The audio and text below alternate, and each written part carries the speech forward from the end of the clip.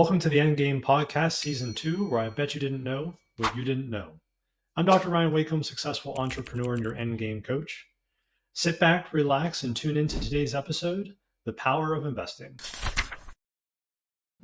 So today's topic is the power of investing, and we want to break this down into some of the basics and then maybe a little bit further into what does all of it mean. So first and foremost, defining investment. So investment would be anything that you would dump either time or energy or money into with the hopes of achieving what would be considered a return on investment or an ROI that would be more than you put into it. Simple math, if you put $100 into an investment and you got, after a year, you got $110 back, that would be a 10% return on investment, in terms of what you invested in.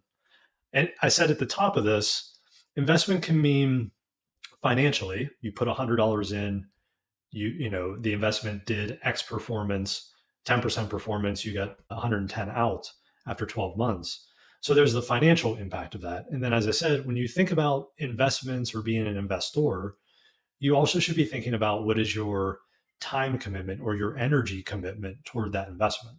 And we'll break that down a bit more as part of today's talking points. So as you think about investment can be a number of things. There's the more typical asset investment like mutual funds or bonds or the traditional stock market or ETFs.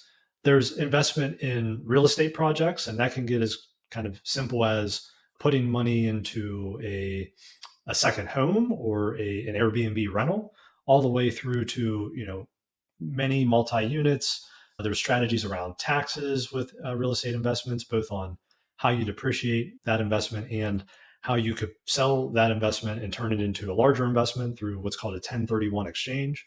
And then there's investments that are, tend to be on the riskier side, which are investing in a startup as an angel investor or as a friends and family, into a new business or into an existing business looking to expand and who might need more capital, where you would be investing and getting actual equity in that business, some percentage of ownership. And then again, over time, that could turn into some sort of multiple on your investment or some sort of percentage return on investment. And as I said, that those kind of different chunks or different buckets really do break down into, parlays very well into the different risks of investment. So if you think about something that is very minimal risk, that would be like a CD or some sort of bond or some sort of mutual fund where they're backed by the FDIC. There's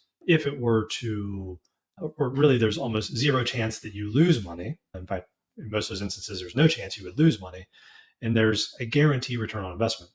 Those returns, when you think about ROIs, there's this inverse relationship oftentimes between that which is of risk and that which is the reward. Meaning your reward on something like a CD is traditionally relatively small, where you might get a CD that will pay you out single digit percentages, a couple of percent, 3%, 4%, to keep your money in the bank without being able to touch it for X amount of time. So you will not lose money on that investment. However, your upside is very small. So your risk is almost nothing, and your reward is not almost nothing, but small. The flip side of that is, investing again in a startup company where you might invest, $10,000, and over the course of maybe 5 years, that 10,000 could turn into $1 million.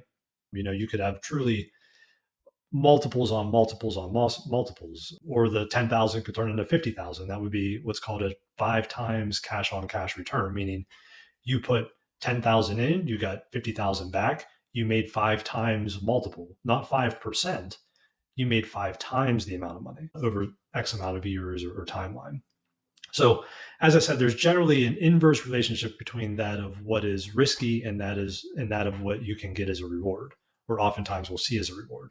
Real estate investments tend to be a little more risky, or they definitely are riskier than some sort of mutual fund or bond or CD, but they are definitely can appreciate or create a higher return on investment than a few percentage points over the course of a year, for instance. And then there's this idea of, again, your time into the investment. So especially if you're going to invest in, let's say, real estate, and you're going to be the one to be the general contractor on a real estate flip, or you're going to be the general manager on renting out this real estate investment and the units in the investment. So not only do you need to be thinking about what is your monetary return on investment. So is that 10%? Is that a 5 times cash on cash or a 5 times multiple?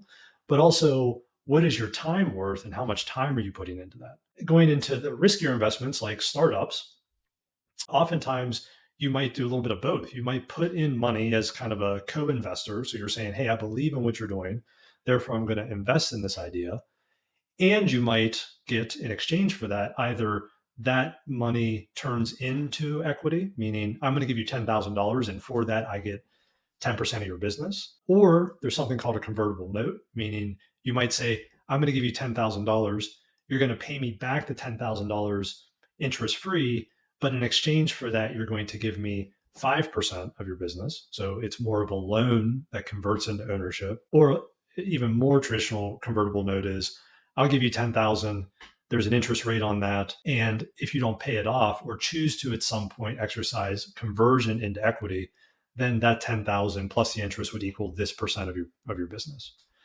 And then finally, there's just truly investment that is purely sweat equity, meaning you are giving your expertise, you're giving your energy, you're giving your time, which has a value. We've talked a lot about the time value dynamics on this podcast, but where you're giving your time, experience, energy in exchange for a percent equity where you don't actually put any money in. So rather than here's 10,000 and pay back 5,000 and convert the other 5,000 into 5%, it's here's $0. You will get this amount of my time, energy, and expertise. And for that, you owe me 5%. So again, investment strategies can be really basic, like putting your money into a mutual fund or a CD, or it can get really complicated, like a convertible note into a startup business as a friends and family or angel investor. And so there's a wide variety of things you can do.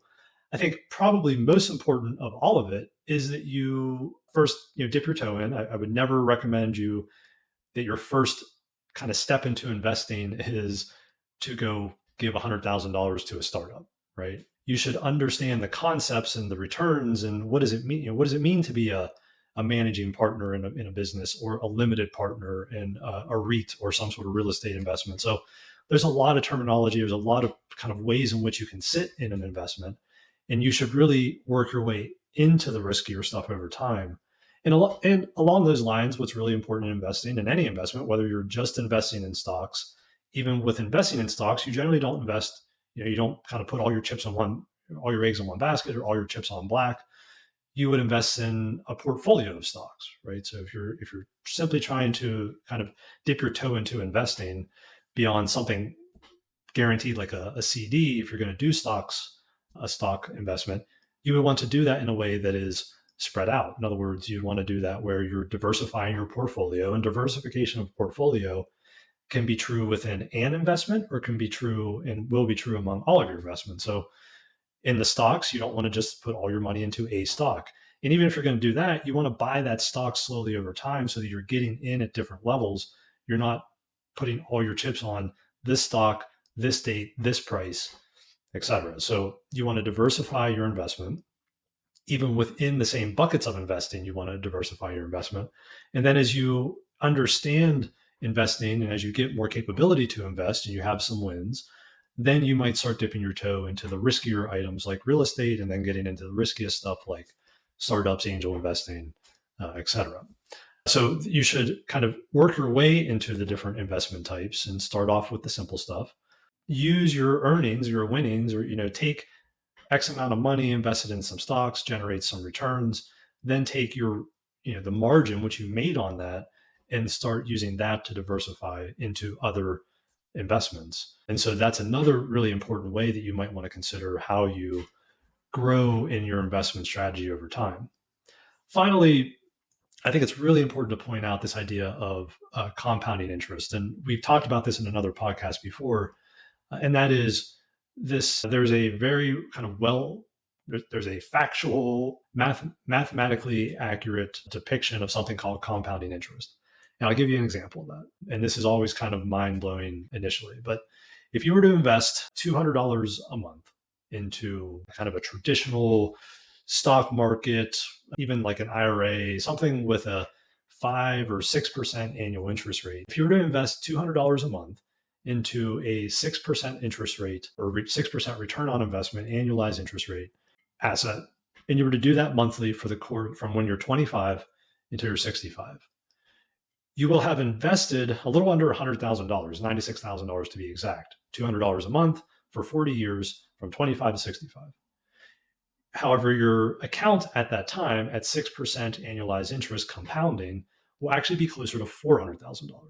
So you will have put in 96,000 or 100,000, you will be able to get out after 40 years a 4 times cash on cash return, right? So if you just put $200 a month at 6% interest over the course of 40 years, your $100,000 becomes $400,000.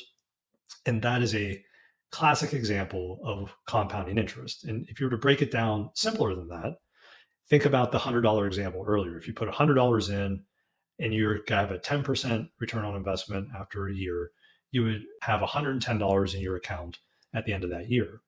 Well, if you were to leave that money in there and keep letting it accrue 10% interest year on year, on year 2, it would actually be 10% on 110, not on 100.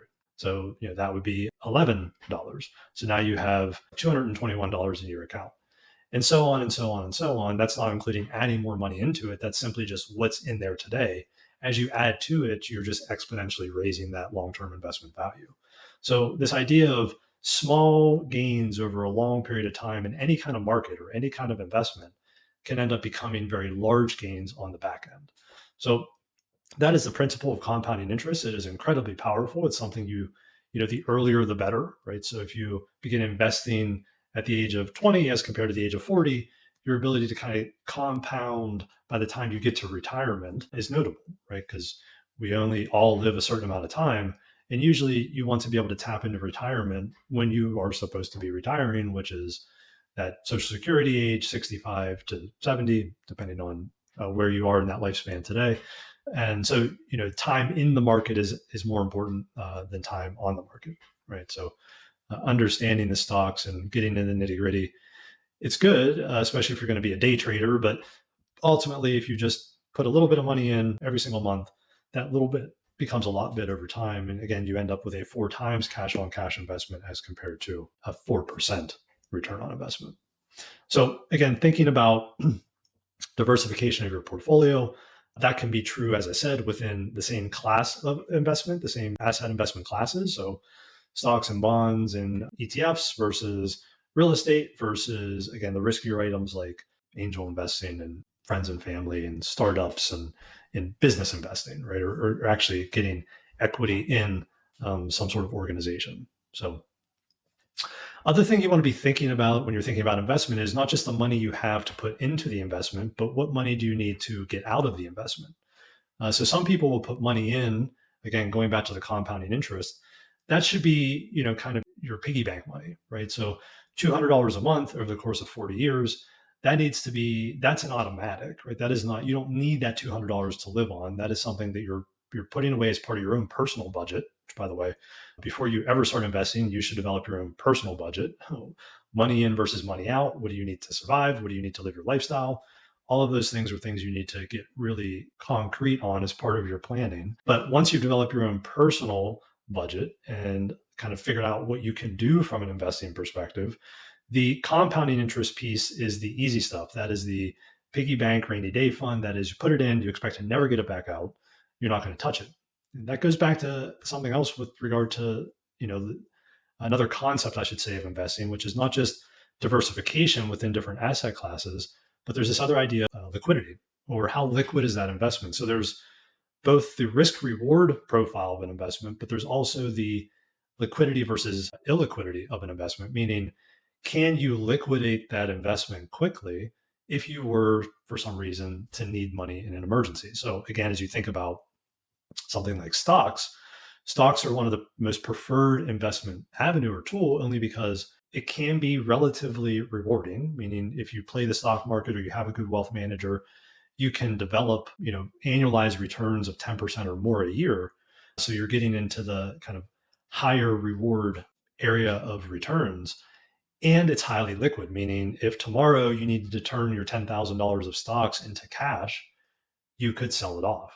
Again, some things that are really risk averse, like a CD, you cannot take that money out. If you're committing your money to a CD for 12 months at a 5% return, you cannot liquidate. If 6 months in you need the money, tough. The same is true actually with investing in a business. If you have invested $10,000 into a business as a startup and you suddenly need your $10,000 back, you just, it's not easy to liquidate shares in a business. So the other thing you need to be thinking about is your own personal budget, and not just diversification of money you have that you can spend outside of what you're budgeted for. As you think about the different asset classes and different risk profiles, you also need to be thinking about the different liquidity profiles of these investments. Again, buying a rental property is not likely to be something you're just going to be able to flip tomorrow if you need the cash.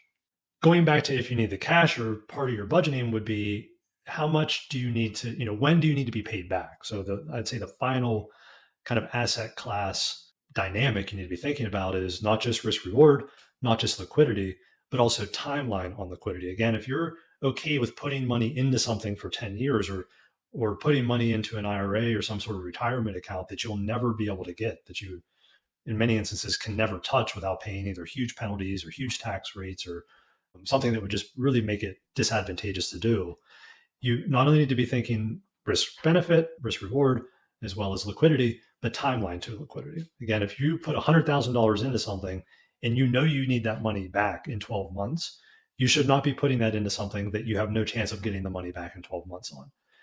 Taking that one step further, if you put money into something and you need a return on it right away, meaning you need to start getting a dividend, or you need to start getting paid passive income, you bought a rental property and you need the tenants to start paying you, that needs to be budgeted for, and that needs to be part of your investment strategy and part of your portfolio strategy as you think about diversification. Meaning, if you can invest $1 and get 50 cents back every day immediately, everyone would do that. Everyone would invest $1 and leave tomorrow with $1.50 and just kind of keep doing that.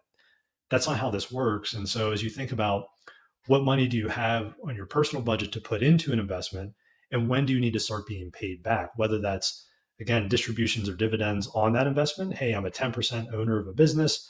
That business is generating $100,000 of profit a month. Therefore, I will get a check for $10,000 a month.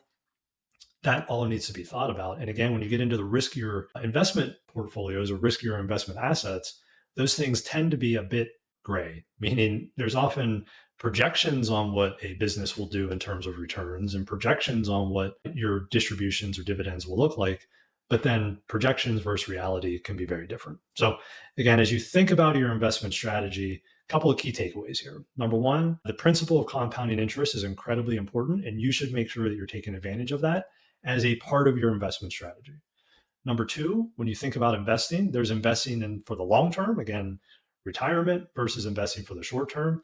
By the way, those come with different tax bracket implications. So if you think about capital gains taxes, even short term versus long term capital gains, there's a whole other tax conversation around this stuff. But just purely from the investment perspective, you need to be thinking about risk and reward. Again, some of the lower risk assets tend to have lower rewards. There's something nice about having that certainty and protection too. And then you want to consider how you diversify your portfolio. You want to be thinking about what's the liquidity. Again, how quickly or easily is it for you to get the money out of this investment? And finally, what's your timeline, right? Again, are you long-term, short-term? Do you need passive income? Or are you do you need the money back in a certain amount of time? If so, are you investing in the right asset to be able to do that? So what's your kind of risk tolerance, not only as it relates to risk reward, but also the amount of time you may have to go without ever seeing that money back? Key takeaways: risk tolerance, portfolio diversification, long versus short term. You got to be thinking about liquidity. You got to be thinking about compounding interest. And finally, you need to start with yourself and make sure you have a nice personal budget in place so you can even begin to realize what it is you can do with regard to investing from the onset. Thank you for listening. Please like, subscribe, share the episode. Once again, I'm Dr. Ryan Wacom, successful entrepreneur and your endgame coach. I'm here to teach you how to exist today so you can expand tomorrow, create the ultimate endgame of your wildest desires. Talk to you soon.